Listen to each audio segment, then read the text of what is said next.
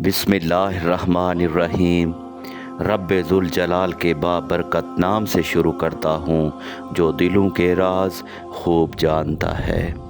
تمام ناظرین کو اسلم درویش ٹی وی میں دل کی گہرائیوں سے خوش آمدید اور خلوص بھرا السلام علیکم۔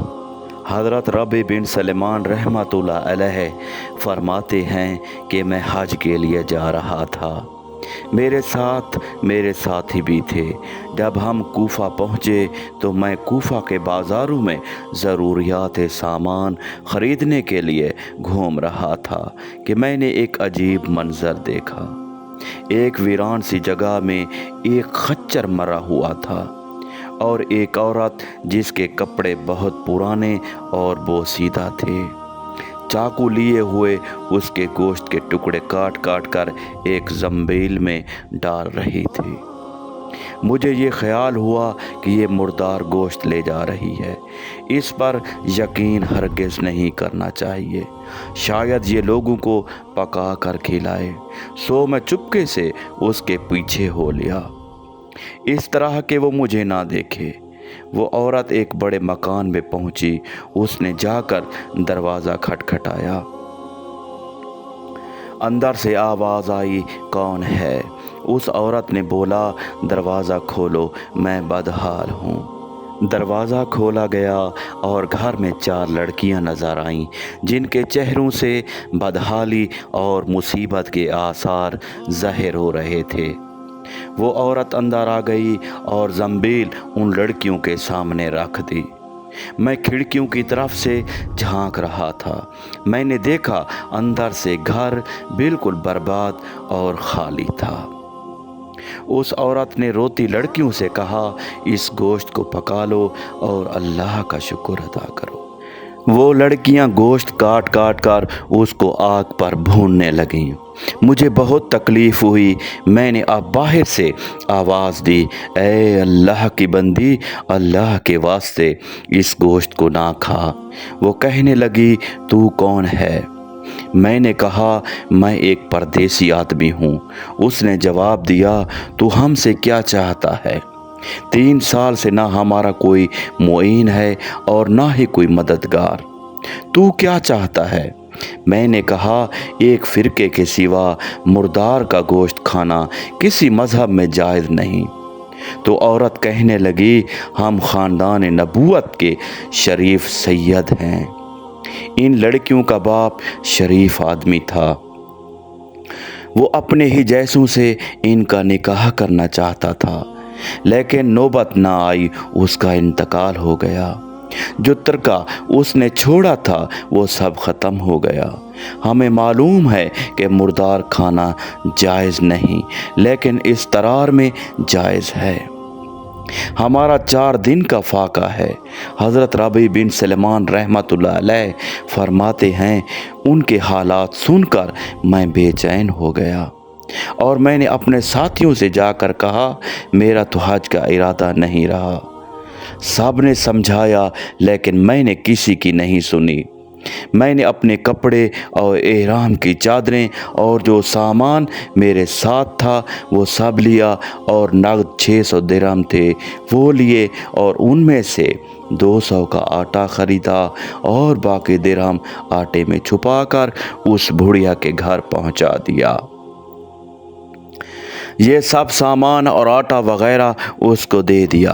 اس نے شکریہ ادا کیا اور کہنے لگی، اے ابن سلیمان رحمۃ اللہ علیہ، تیرے اگلے پچھلے سارے گناہ اللہ پاک معاف کر دے اور تجھے حج کا ثواب عطا کرے اور اپنی جنت میں تجھے جگہ عطا فرمائے اور ایسا بدلہ عطا فرمائے جو تجھے ظاہر بھی ہو۔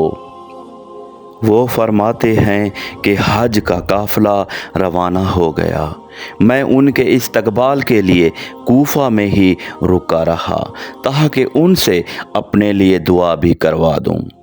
جب قافلہ میری آنکھوں کے سامنے سے گزرا تو مجھے اپنا حج سے محروم رہ جانے پر بہت افسوس ہوا اور رنج سے میرے آنسو نکل آئے۔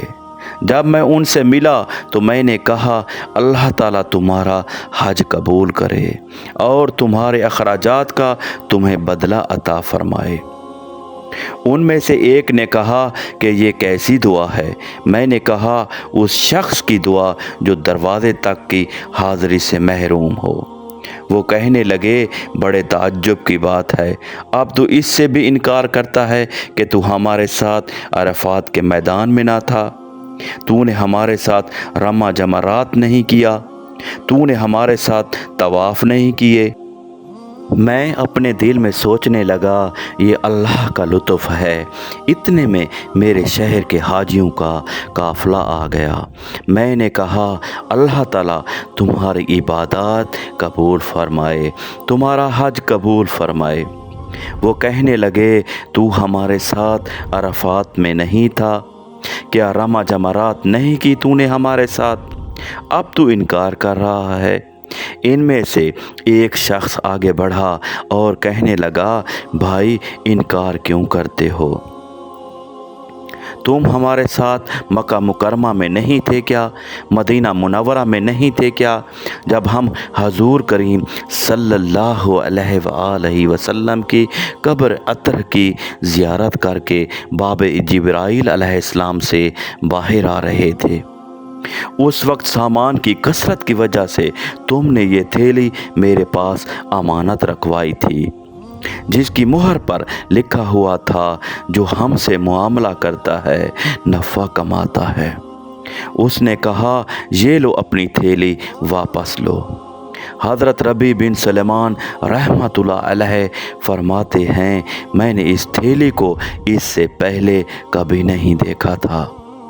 اس کو لے کر میں گھر واپس آیا، عشاء کی نماز پڑھی، اپنا وظیفہ پورا کیا۔ اسی سوچ میں جاگتا رہا آخر یہ قصہ کیا ہے۔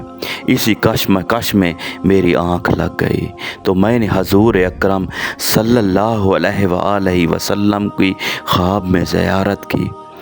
حضور نبی کریم صلی اللہ علیہ وآلہ وسلم نے تبسم فرماتے ہوئے ارشاد فرمایا اے ابن ربیع سلیمان رحمۃ اللہ علیہ، آخر ہم کتنے گواہ اس پر قائم کریں کہ تو نے حج کیا ہے، تو مانتا ہی نہیں۔ بات یہ ہے جب تو نے اس عورت پر جو میری اولاد میں سے تھی خرچ کیا اور اپنا حج کا ارادہ ملتوی کیا تو اللہ تعالیٰ نے اس کا نعم البدل تجھے عطا فرمایا۔ اللہ نے ایک فرشتہ تیری صورت بنا کر اس کو حکم دیا کہ وہ قیامت تک ہر سال تیری طرف سے حج کیا کرے، اور دنیا میں تجھے یہ بدلہ دیا کہ 600 درہم کے بدلے 600 دینار اشرفیاں عطا کی۔ حضرت ربیع بن سلیمان رحمۃ اللہ علیہ فرماتے ہیں جب میں سو کر اٹھا اس تھیلی کو کھول کر دیکھا تو اس میں 600 اشرفیاں موجود تھیں۔ محترم عزیز دوستو، اللہ پاک فرماتا ہے جو میرے بندوں کی مدد کرتا ہے، جو میرے بندوں پر خرچ کرتا ہے، میں اسے اس کا بدلہ 70 گنا زیادہ دیتا ہوں۔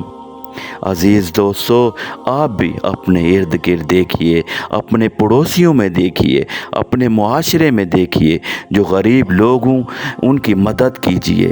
یقین کیجیے بہت سے لوگ ایسے ہوتے ہیں جو شرم کے مارے کسی سے مانگ نہیں سکتے، جو شرم کے مارے کسی کے آگے ہاتھ نہیں پھیلا سکتے۔ ان کو ڈھونڈیے، ان کی مدد کیجیے۔ انہی لفظوں کے ساتھ اجازت چاہوں گا کہ اگر سانسوں نے وفا کی تو ایک نئی ویڈیو لے کر آپ کی خدمت میں پیش کروں گا۔